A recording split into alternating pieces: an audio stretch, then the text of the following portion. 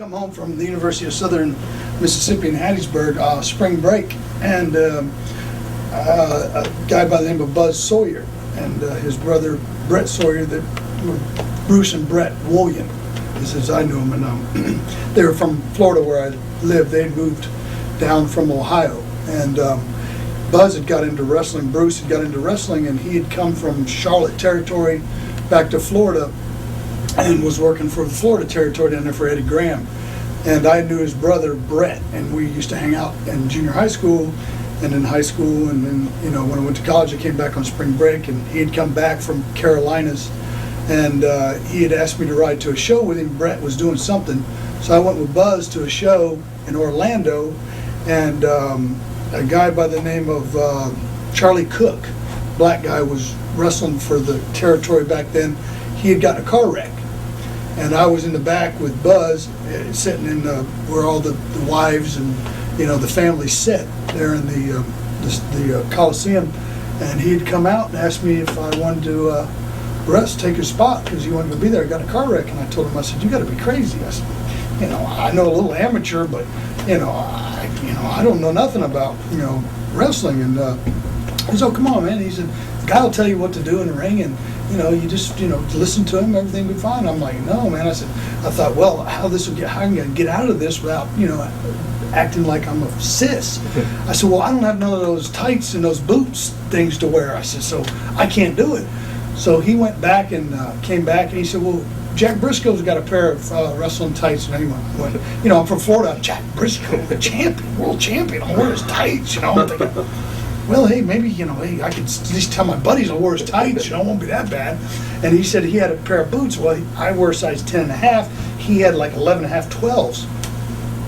So he took me back in the locker room, and I got Jack's tights and got the boots, and they kept me over in the corner. Nobody really, you know, I mean, he was just, you know, telling me how to lace up the boots and put on the tights. And then I think it was Jerry Briscoe came over to me and said, "Yeah, wear that, you know, that University of Southern Mississippi shirt. We'll bill you from there." He says, "When, you know, the music starts playing, run out to that ring." He says, "Grab onto that top rope, get by the corner now." And he says, "Jump over that top rope and act like you know what you're doing." And he says, and it was Continental Lover Eddie Mansfield of my first match, and he'll tell you the rest. That was all was said. So I went running out to that ring, and when my music started, you know, and I had about that much toe, you know, I could feel it in my boot. I'm thinking, So I get up on that apron, you know, and it was so funny about my first time out there, I don't even remember people. It was just like I was in a square, like, you know, some kind of Star Trek had come down and put me in a square, like beam me up Scotty thing. And I jumped up on that apron, and I remember going over that top rope, and that half inch on that toe caught that top rope, man.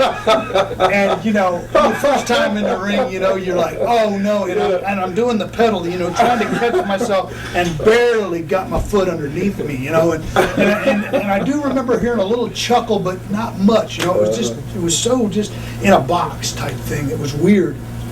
It was like a dream. And I remember a referee going over these, you know, and ding, ding, ding. And after that, it was just, I don't remember too much. I mean, I know I got thrown from here to there, and don't remember Eddie saying anything. You know, I mean, just pummeled me.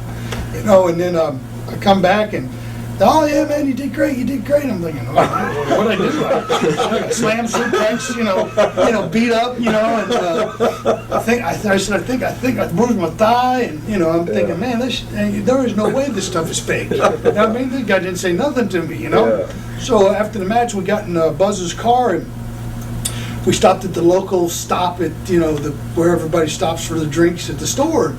And about 4, 5, 6 girls come running up. "Hey, let me get your autograph. Oh, you're so cute." And did it. Got my first paycheck, $50. Man, I was off. I said, heck with college. Man, I'm going wrestling. So that's how I started. Just like you say, like Bobby said, it was just learning in the ring with the veterans, and you wasn't allowed to do but A, B, or C. You know what I mean? Yeah. You know, until you learned D, E, and F. Mm-hmm. So yeah, that's how I got started.